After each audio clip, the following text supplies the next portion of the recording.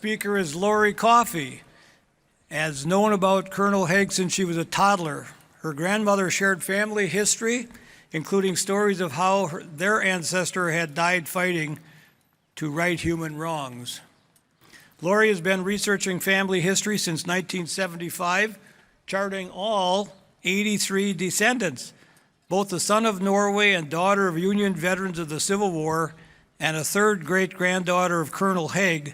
Please welcome, from Florida, Lori Coffey.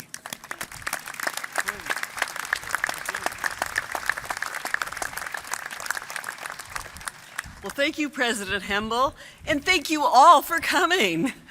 Did you know that there is a Mount Heg in Antarctica? And it's not even named after our illustrious third great-grandfather, Colonel Hans Christian, but his second great-grandson, James Heg, U.S. Navy and Office of Polar Programs.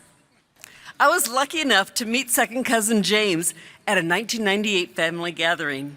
As James and I were both genealogists, we became friends. But he never told me about Mount Heg or the time his grandson graduated from his alma mater, the U.S. Naval Academy, and the speaker, President Barack Obama, gave both of them a shout out. That grandson is here today, Major James Patrick Heg.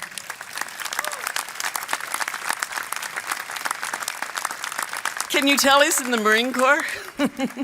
Very proud. The Marine Corps Reserves at the Pentagon and an Iraqi war veteran. Hi, Jim and Cesarina. His father, James Thomas Heg, is here today with his wife, Janet. Hey, James.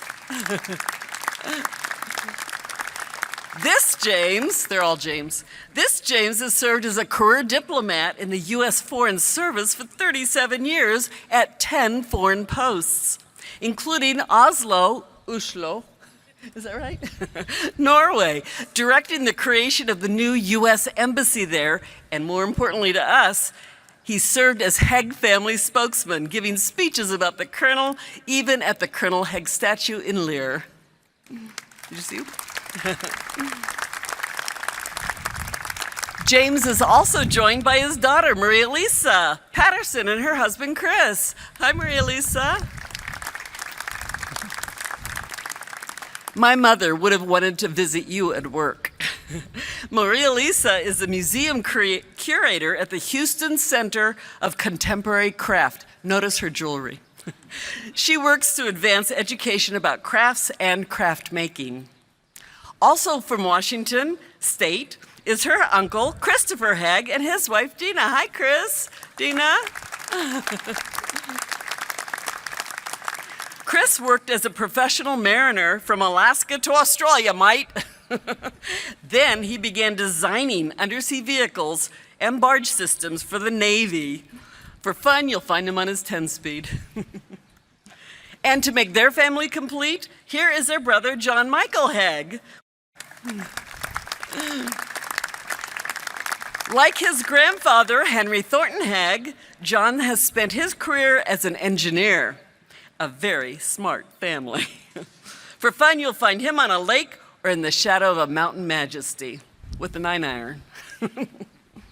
There are, in fact, 53 descendants of Hans and Gnie Heg living today, with a variety of last names such as Coffey, Van Doren, Stewart, Crampford, Garrison, and of course there's a few named Heg too. They were born around the world, in Canada, Japan, and Switzerland, all over the United States, from California to Pennsylvania and New York. And of course, a few were from Wisconsin too. Like Colonel Heg, many have been elected to public office, served in the military, taught skills, worked in journalism, lived outside the United States, and traveled for a great adventure, although not gold mining.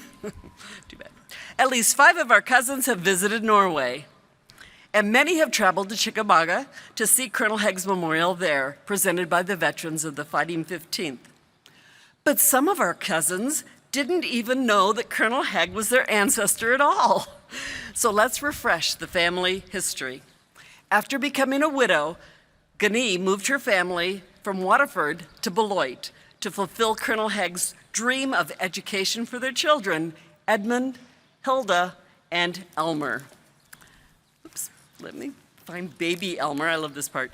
Baby Elmer, called Nebby the little rat, in the letters that Hans wrote to Gani, was born the year the Civil War started and was only 2 when his father died. Elmer studied medicine in New York, and during the Spanish-American War, he served as Major and 3rd Brigade surgeon. Moving to Washington for his health, Major Heg and his suffragette wife, May Thornton, had 2 sons. As we heard, Henry became an engineer, and according to the 1940 census, a wine distributor. Hans Heg II and the redhead ran the family dairy farm. He didn't have to raise it. His grandson, Leif Engstrom Heg, is here from New York with his family, including, yes, thank you for coming, including Aaron, the firefighter, and their boys, and his mother, Verna. Hi, Verna. Leif was an Olympic trials contender in swimming for 3 Olympics. What a body. He was elected city auditor in Albany and now runs the audits at the state level. Elmer has the most descendants, including ones you've already met, and Teresa Johnson. Teresa, hi Teresa. From Jacksonville, Florida, another Floridian. Like the early Heg family, Teresa was in the newspaper business as a reporter and editor more than 20 years. She now focuses, although I think I heard she might be retired. Yes, she just retired, joined the club, but she was focusing on nonprofit work, helping women and minority-owned businesses. She was also lucky enough to live in France for a year. Ooh la la! My gateway ancestor was Colonel Heg's oldest son, James Edmund, called Papa's businessman in his father's letters. Like his grandfather, Evan, I need to learn more Norwegian. Edmund owned a newspaper, and like his father, Hans, served as a warden, started a business, and married a local girl, Ella Clark, my grandma's favorite grandma. They had the most children with 6. His oldest son, Walter, ran Edmund's heating company after Edmund ran the new Rahway State Penitentiary in New Jersey. Who knew? I personally have added 4 grandchildren to the Heg gene pool through my son, Brad Frierson, who sends his greetings from Florida. And my sister, Perry Ragor, is here. Hi, Perry. Perry is the one to take with you to an art museum. In her career as a digital arts teacher, she nurtured the artist in each student. Plus, she can remember our time in Japan and in Germany as daughters of a career soldier and his very smart and our wise mother, Patricia, who told us all about Hans, Edmund, and Walter. She took us to our family, my first Heg family reunion in 1964. Yes, I was alive then. In fact, I was 9.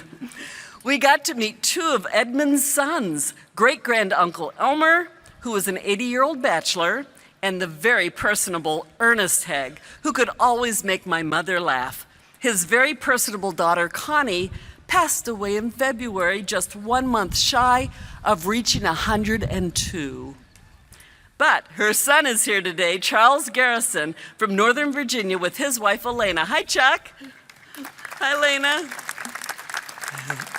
After the Naval Academy, he spent his career on a destroyer playing cat and mouse with the Russians. He got to be the cat. Plus patrolling all over the Mediterranean and South America, narrowly avoiding a Banana Republic uprising. Like Uncle Elmer, other cousins who never married include Catherine Heg, a career school teacher who organized the first kindergarten in Waukegan, Illinois. And the suave, very suave, Biddle Heg. Some of you may know him. You know Biddle. Educator and family historian. Normally in genealogy, you only trace your own family line. I started searching for all of Colonel Heg's descendants when Gerhard Nassif, some of you know that name, noted Wisconsin genealogist, presented me with the family tree, starting with his parents, Yvonne and Suri, going back 5 generations, and in Norwegian. I could never have done that. Then he challenged me to find all my living Heg descendants.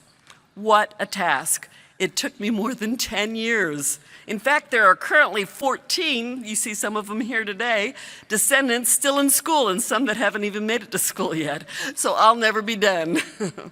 I call that job security. In addition to Edmund and Elmer, Hans and Gunny had 2 daughters, but little Annetta died young from scarlet fever.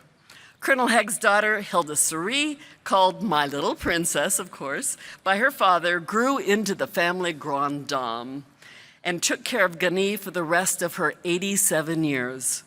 Finding Hilda's descendants was the hardest. Women in history always are. She met Charles Newell Fowler in college and had a wedding for the ages.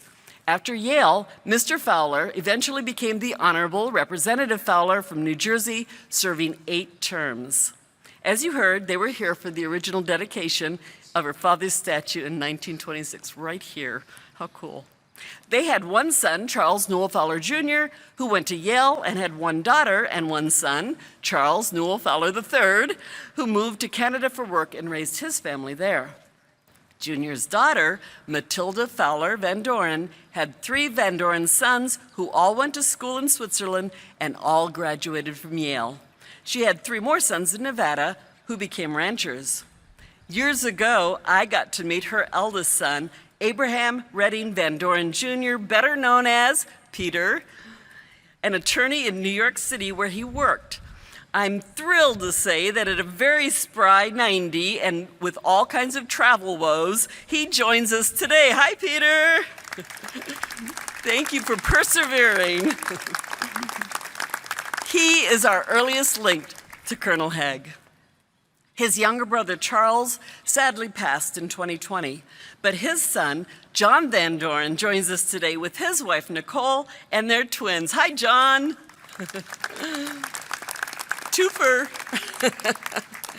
There grows that gene pool. John has also taken up the law in Maryland, and he sponsors midshipmen in Annapolis as a tribute to his grandfather, not a Heg, but a Naval Academy graduate who was killed while saving his ship from a U-boat in World War II. His sister, Alexandria Van Doren Kirk from West Virginia, here as well. Hi, Lexa. She also had to brave the travel woes. Lexa is an education administrator working with students, parents, and teachers every day. God bless you. Go Pirates.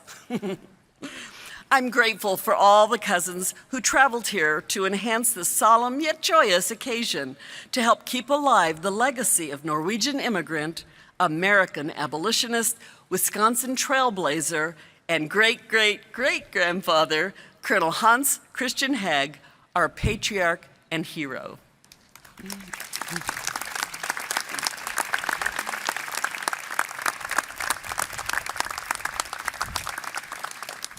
Thank you, Lori, for that most educational, entertaining, and walk down Ancestry Lane. I mean, it's magnificent.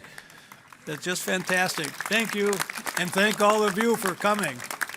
It really says what people feel about their ancestry and the legacy of America, and it's absolutely marvelous.